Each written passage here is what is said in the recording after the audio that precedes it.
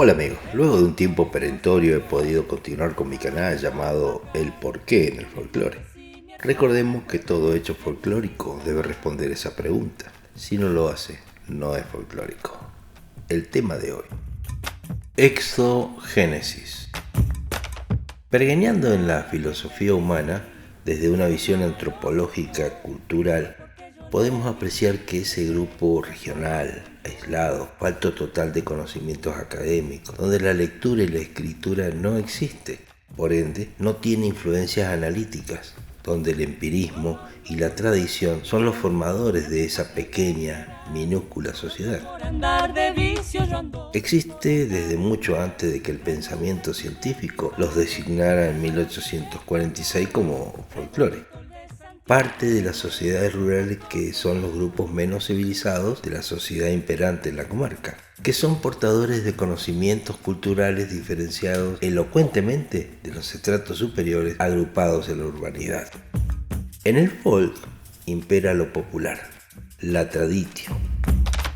Estos grupos son resabios que se alejan de la urbanidad, pero que en cierta medida dependen también de ella, que con el devenir de los tiempos y la lejanía produce una aislación induciendo a un cambio cultural que se reduce a la utilización de los elementos cercanos y existentes.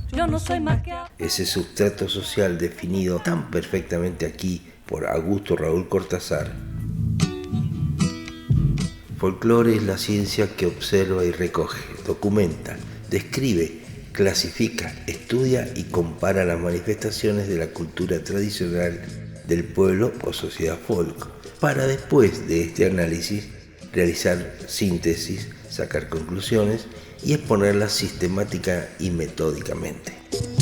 También otro investigador como el profesor Bruno Jacobella indica: folclore es la ciencia que recoge críticamente y con sistema todos los elementos de la tradición de los grupos iletrados de la sociedad civilizada para tratar de establecer su cronología y origen y de contribuir con ello a la reconstrucción de los diversos patrimonios que rigen o han regido a la misma.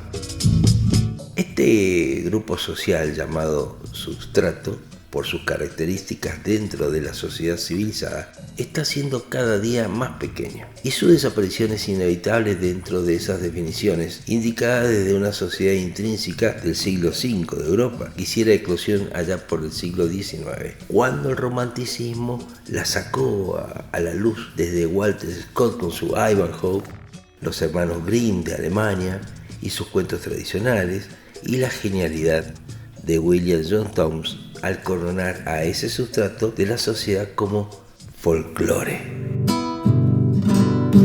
el saber del pueblo. Claro, estaba definiendo el conocimiento que sustentaba esa sociedad pueblerina. Decía William John Thoms en su famosa carta al director de la revista The Athenaeum de Inglaterra: sus páginas han dado testimonio tan a menudo del interés que demuestra usted por lo que en Inglaterra designamos con el nombre de antigüedades populares o literatura popular, aunque, entre paréntesis, es más bien un saber tradicional que una literatura, y podría describirse más propiamente con una buena palabra anglosajona: folklore, el saber tradicional del pueblo, que no quedó sin esperanza de alistar su ayuda en entrojar las pocas espigas que quedan, esparcidas en el campo del cual nuestros antepasados hubieran podido recoger una buena cosecha.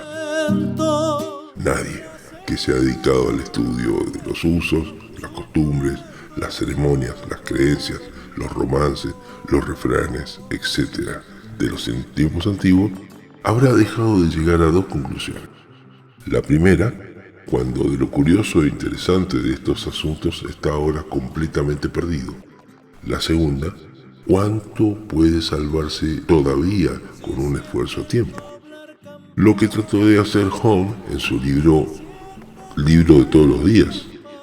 El Ateneo, con su circulación más amplia, puede llevar a cabo de una manera 10 veces más eficaz reunir el número infinito de hechos minuciosos que ilustran la materia que he mencionado.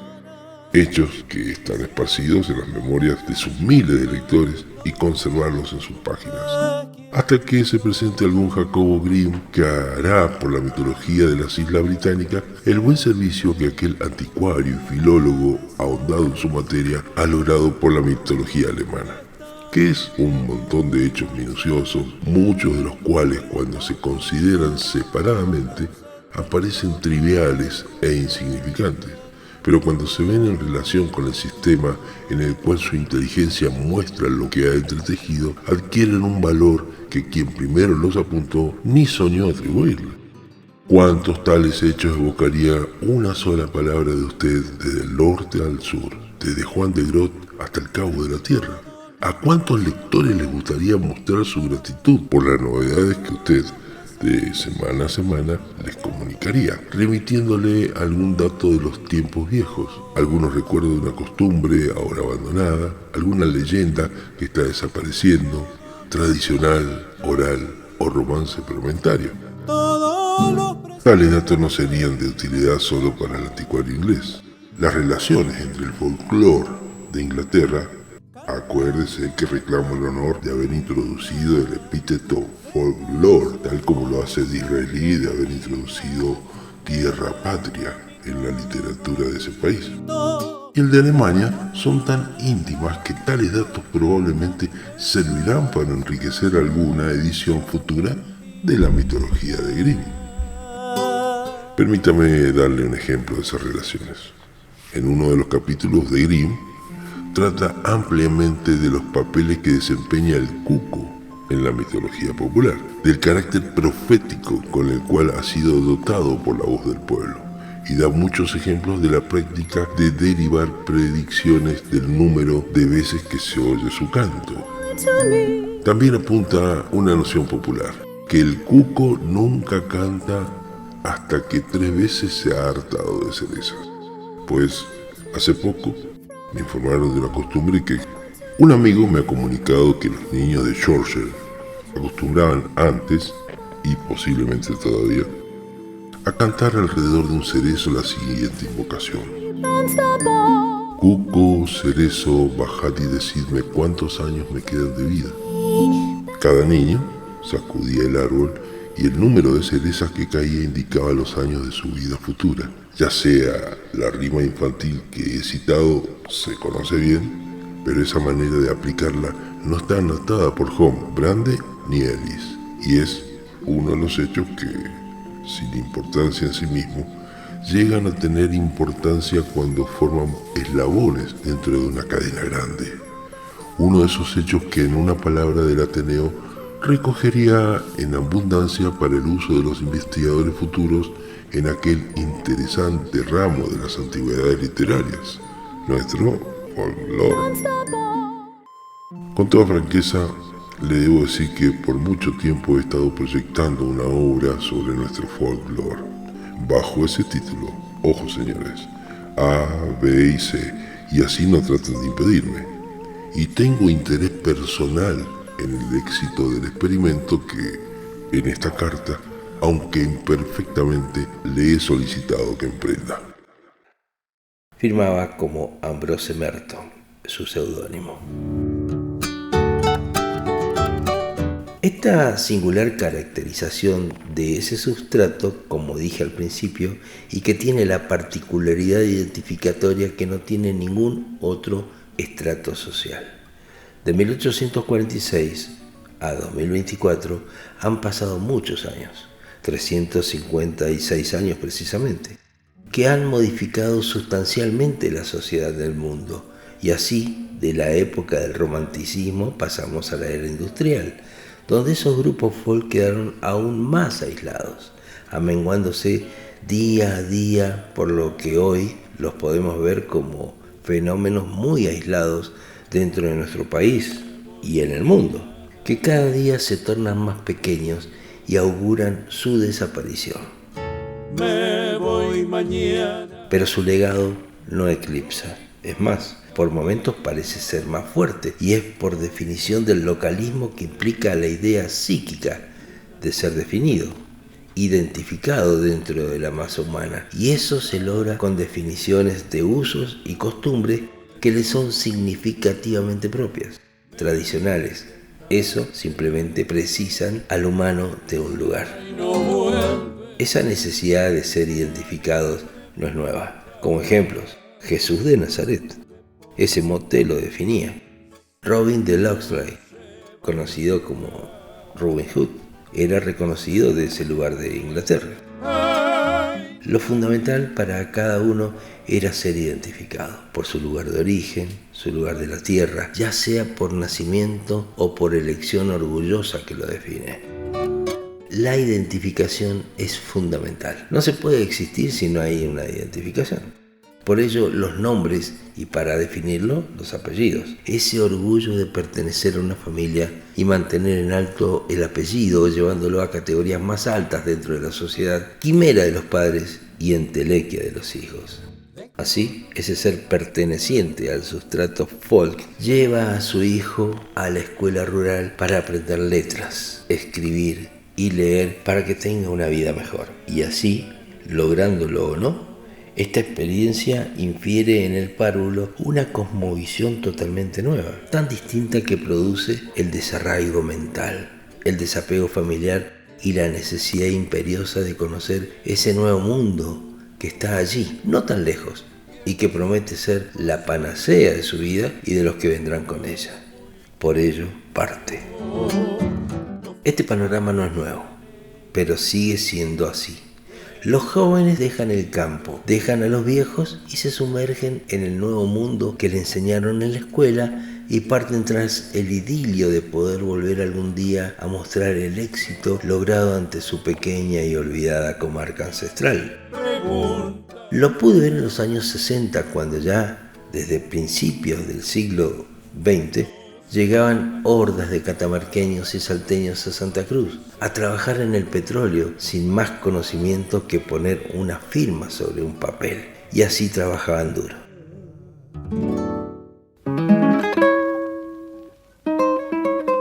Y su idea primigenia era comprar un auto grandote y coludo para volver a la provincia.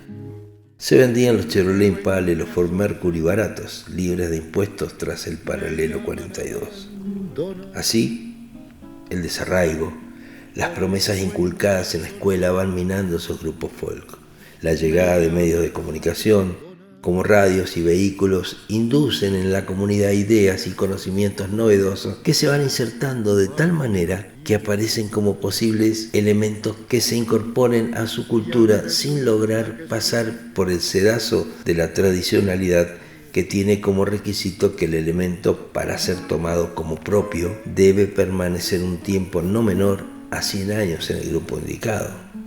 Pero este movimiento humano, si bien ralentiza a ese estrato llamado folklore bajo la definición de Toms, no desaparece definitivamente a nivel ecuménico. Sí lo hace en algunos países y regiones.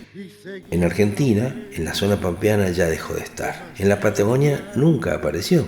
En el centro del país tampoco hay. En parajes del sur mendocino, Malargüe, se pueden encontrar aún, pero en decadencia. Al norte aún quedan algunos más por cuestiones geográficas y la incidencia de la forestación, donde el Gran Chaco se extiende a lo largo de 120 millones de hectáreas, que representan el 6,6% de toda América Latina. Allí viven más de 4 millones de personas, de las cuales cerca del 8% son comunidades indígenas. En esta medida, son 13 provincias argentinas las que se benefician de contar con áreas del Gran Chaco dentro de su territorio. Entre ellas están Formosa, Chaco, el norte de Santa Fe, Santiago del Estero, Tucumán, Salta, Jujuy, Catamarca, La Rioja y también Córdoba. Y dentro de él existen grupos folk aún. Pero es menester reconocer su paulatina desaparición, pero no su saber. Robert Riefield expresa el fenómeno de intercambio cultural entre el campo y la ciudad como continuum folk urbano, quien explica los grados de influencia que la ciudad realiza sobre la cultura folk. Pero lo mismo sucede de la cultura folk sobre las ciudades. Tal es así que aparece lo que yo llamo exogénesis, realizándose un pasaje cultural de ida y vuelta, donde predomina el pasaje de la ciudad hacia el campo. y es irreversible de tal modo. Un éxodo es el espíritu que permea a un grupo social, un conjunto de actitudes y valores, de hábitos arraigados en el grupo. Los elementos que se trasuntan a la cultura folk se adaptan en la medida que son provechosos para la comunidad y que con el tiempo se van insertando hasta poseer el carácter transitivo entre las generaciones. Tradición, con un tiempo perentorio de no menos de 100 años para considerarse parte de esa cultura. No así en el pasaje de lo folk a la ciudad.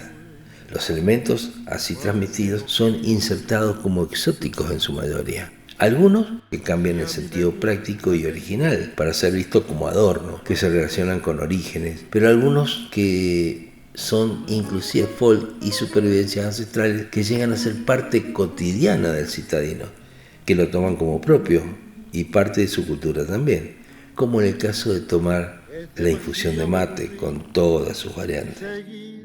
La riqueza ancestral heredada por esos hijos que dejan el terruño va con ellos, inexorablemente.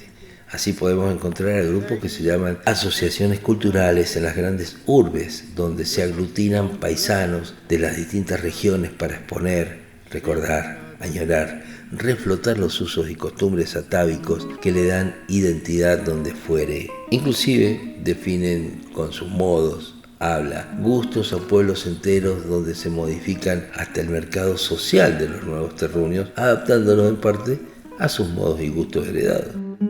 Doy ejemplo de mis pagos malarguinos, donde la crianza del chivo es menester del criancero.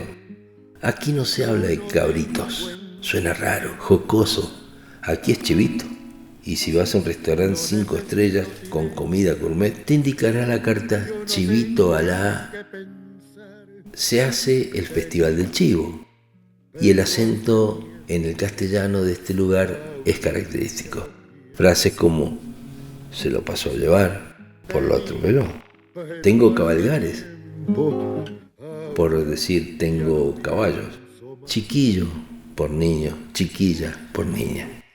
En la danza, la cueca cuyana sufre modificaciones que la transforman por sus particularidades y que en 1988 la presenté como novedad en el Ateneo Nacional del Encuentro de los Cuyanos, y luego de esa presentación y divulgación a la que identifiqué como cueca malarguena, fue conocida por todos lados y sucedió un caso poco repetido en el mundo. El mote de cueca malarguena se transformó en nombre propio en el mismo Malargüe, llegando hasta los resabios folk del lugar, y será el nombre que se transformará en tradicional seguramente, como sucedió en Perú con la marinera, nombre propuesto por el periodista peruano Abelardo Gamarra, de 22 años, que se tradicionalizó con el pasar de los tiempos.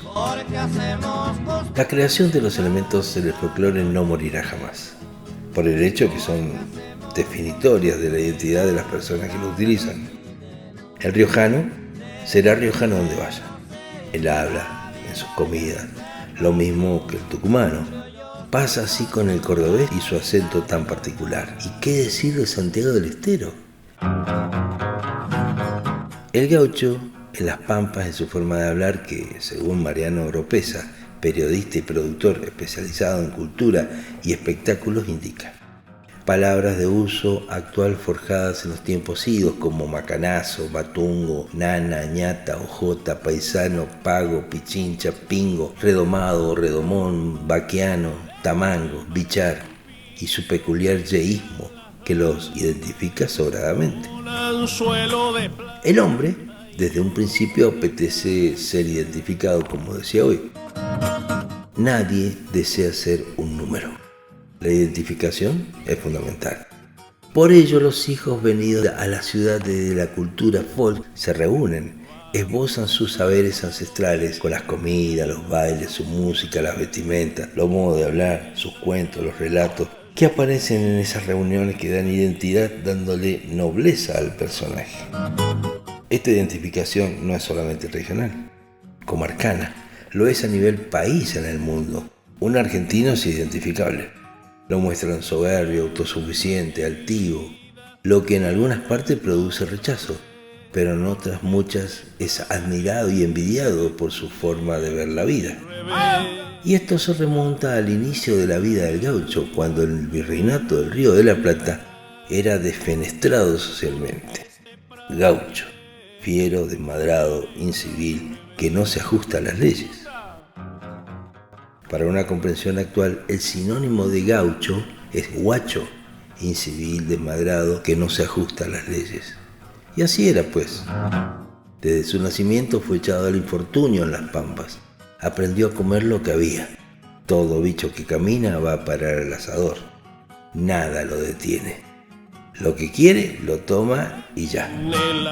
Cuando en su caída social aprende a ser doctor en las artes, brujo, domador, guitarrero, bailarín, invocando al mismo Supay en las Salamancas para lograr, entregando el alma, el éxito que solo podrían tener los españoles y criollos. Allí aparece la diferencia con el mito español, donde el pueblo salamanquero de España contaba de los aquelarres que se sucedían en las cuevas de Salamanca, donde los estudiantes de la universidad hacían sus fiestas y ante semejante espectáculo oído en las noches, donde los ajenos no se atrevían a intervenir, se mezclaban realidades con mitos de que allí invocaban demonios que hacían diabluras, bajo música y danzas que se reflejaban en las sombras sobre el resplandor del fuego iluminador de las cuevas salamanqueras. Cuando llegaron esas historias a Santiago del Estero, primera ciudad fundada en lo que sería Argentina luego, llamado por ello madre de ciudades, fue allí que comenzaron a aparecer salamancas telúricas, pobladas de usos y costumbres del gauchaje, personajes que, necesitado de su influencia para lograr el éxito deseado, a expensas de perder luego el alma, estaba dispuesto a entregarla al malo, firmando con tinta china tal contrato. La imagen terrible de espanto y necesidad era algo así. Ensordecedor y monótono chasquido de las olas que golpean el malecón. Socavones provocados con furia desangran terrosas cavernas inmensas, realizadas por las gotas de agua que llegan empujadas a la escabrosa costa del río Cerril. De ellas emanan sonidos lejanos, melodiosos, que dan fama a la Salamanca y a su universidad, pléyade de sabios, tierra de intrépidos salamanquinos que, sin haber estudiado, solían tomar la borla de las artes y en su terreno llegaban a ser únicos. Salamanca, Salamanca, hacedora de los sueños realidades. No fui a Charcas, no fui a España, fui a Santiago, a la tierra, a encontrarme con el Supay, con el diablo, y me ha dicho: ¿qué querís? Que has entrado. Arrepiéntete ahora que a mi reino has llegado. De aquí no saldrás jamás si la prueba has fallado. Si pasas por el filo desde el pomo hasta la punta de mi daga, tendrás todo lo que querís. Podéis cruzar caminando, arrastrando o saltando. Vos verás, gaucho mal nacido, pero si no cruzas, te juntarás con estos demonios fracasados de por vida y también de la eternidad. De pronto, el gaucho sacó su facón. El compañero, le llamaban, pues con él se defendía, comía, cuereaba y hasta los dientes se limpiaba. Los cruzó por el filo de la gran daga. A ver quién aguanta mejor, si mi facón de Lima o tu daga, le gritó al maligno el gaucho Sotreta, mientras colgado de su facón hasta la punta de la daga se deslizaba. Llegó a la punta y el diablo maldecía. Se oían alaridos, gritos. El diablo se fumó y los demonios bailaban. Una camisa blanca y chaqueta negra como la bombacha, un sombrero de pelo de nutria su cabeza adornaba. Y él, con gestos, nos contaba: me dormí entre la música, caricias, confites y manos que maloqueaban. Por la mañana me desperté. El asombro me esperaba. Una cabeza de yegua era la bella mujer, la colorada. El confite de guano de chivo se lucía. La caverna en llanura se mostraba. No había más fuego, era el sol que me quemaba. Y mascullando el morral, ay nomás, mi redomón, vestido de cuero y plata se mostraba. Desde los bastos a las cinchas, si hasta los cascos le brillaban. Pero ya no era más tobiano, ahora azulejo malacara. En él anduve mucho tiempo, hasta que lo perdí con la taba. Y soy doctor de chacareras, bailecitos, cuecas y zambas. Había elegido al cruzar ser maestro de la danza. No me ha costado sudor, tiempo o plata. Ha sido peor, me ha costado el alma. Este resumen de una vieja historia que me pertenece demuestra lo aguerrido del gauchaje ante las adversidades y hasta dónde puede llegar. Estos son vestigios literarios, en este caso, pero podemos ver ese arrojo y esa displicencia en la vida que en casos como el de la Guerra de Malvinas, donde se destacaron justamente soldados correntinos pertenecientes a esos estratos sociales más vulnerables, donde los ingleses, en medio del fragor de las balas, escuchaban gritar a los argentinos que le producían temor ante los zapucay ayornados de las balas. ¿Y qué decir de los mismos ingleses cuando destacaban que los argentinos no tenían que comer y andaban tomando agua caliente con una bombilla, sin saber que era un mate, mientras les tiraban con la artillería? Esos hijos desprendidos de la sociedad folk, llevados tras una quimera a las grandes ciudades, donde caen en los suburbios más menesterosos, donde se ajustan a vivir en la pobreza extrema, invocan, rescatan y surgen así los conocimientos ancestrales para poder comer. Todo bicho que camina va a parar al asador. De allí, no me hagas pasar gato por liebre.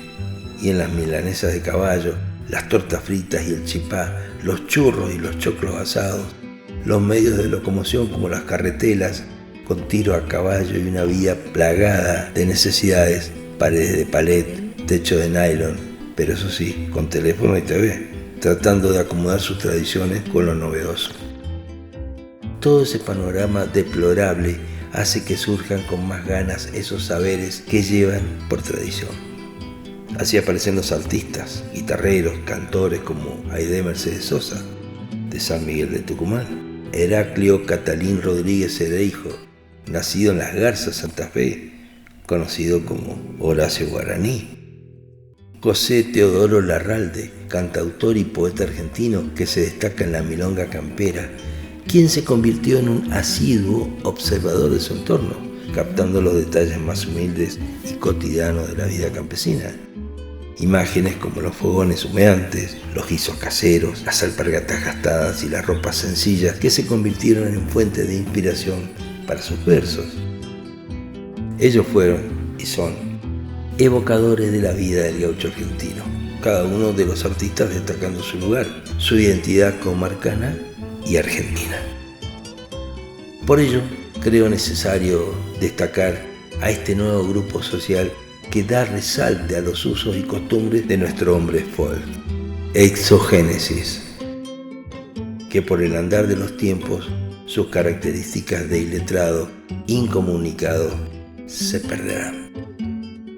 Así, esos saberes tradicionales que evocan otras épocas, otro grupo social será preservado por tradición de los que emigraron, pero que mantienen insolayablemente esos conocimientos, usos y costumbres que los identifican en lo regional. Surgirán nuevos elementos donde la influencia ancestral marcará por siempre. La era industrial termina. Se convierte en la era de la información, donde las tecnologías de la información y de la comunicación, TIC, dan comienzo al periodo de la revolución digital. Esto va en desmedro de la identidad personal. La globalización impera en los mass media, Por ello, la defensa innata de la identidad del hombre caerá en la reivindicación de los saberes solariegos, donde podremos ver, apreciar, compartir lo que nos identifica, tanto de comarcas provinciales, regionales y de países.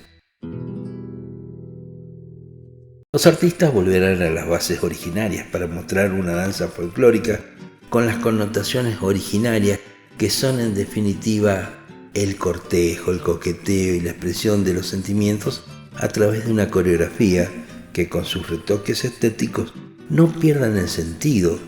Lo mismo la música, la alfarería, la cestería, el atuendo, donde se verá mejor una bombacha de gabardina que un jean de denim. Ese grupo social que ingresa a la sociedad citadina tan particular, denostado por las clases más altas, es sin lugar a dudas identificatorio de la sociedad que tendrá la responsabilidad de mantener su identidad y de gobiernos que deben tener sensibilidad ante la necesidad de ser y no un ser. Pero esos grupos no podemos llamarlos nuevos folclores, puesto que folclore define a un grupo selecto definido perfectamente por Toms, el saber del pueblo, pero de un pueblo que ya está en su ocaso definitivo, por lo que su esquema termina y el que surge es necesario darle un nuevo nombre, pues sus características difieren. Son letrados en distintos órdenes, de un nivel mínimo como saber leer y escribir, un nivel medio en la escuela primaria o secundaria, completada o un nivel terciario donde el conocimiento experto dado por la universidad cambia someramente. Pero su ancestral origen no se pierde por elección propia y el orgullo de venir de tal comarca con usos y costumbres heredadas de una cultura folk determinada los identifica y evocan esas maneras, usos y costumbres por tradición. Y así podemos ver a un ingeniero, a un arquitecto utilizando el pañuelo ojo de perdiz con nudo galleta al cuello o con el anillo pasador con la flor de lis. A jóvenes vestidos con bombachas y alpargatas y boinas vascas, demostrando su argentinidad por doquier. He podido estar en peñas bonaerenses donde bailan las viejas danzas folclóricas y o tradicionales de sus pagos. En las plazas de igual manera en Mendoza se pueden ver artesanos evocando los viejos instrumentos y muestras de alfarería o cestería que fabrican con amor y pasión. De manera sobrada se pueden escuchar los cantos linajudos con cajas y guitarras en lugares recónditos de la Patagonia Austral. Las milongas camperas que desentierran usos y costumbres del antaño pago ancestral. Es definitivamente un grupo emanado del folclore que ya no lo es, pues es otro ámbito, es otro el sentido, pero mantienen una identidad que es en definitiva lo que los parroquianos desean tener donde fuere que estén. Es la exogénesis de un nuevo sustrato social que se inserta en la clase popular de las urbes, manteniendo los rasgos originarios, con orgullo y necesidad para ser identificados en su origen.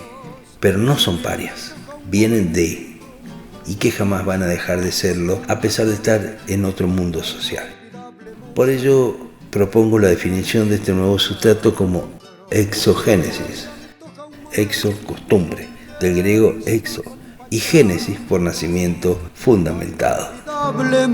Tema que vengo estudiando y observando en distintos ámbitos de nuestro país, que me corroboran la propuesta, que en este pequeño ensayo aquí pongo en la lista científica.